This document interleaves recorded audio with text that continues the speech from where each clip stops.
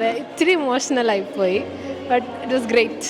വളരെ നല്ലൊരു എക്സ്പീരിയൻസ് ആയിരുന്നു. ഞാൻ ആ ബൊക്കെ ആ സീൻ വന്നപ്പോൾ I couldn't control. Maybe this is very special for you. I told you this is just for you.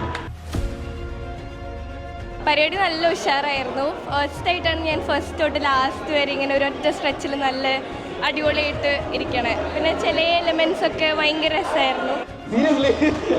Oh my god. Touch ചെയ്യുന്നൊക്കെ ഭയങ്കര അടിപൊളിയായിരുന്നു.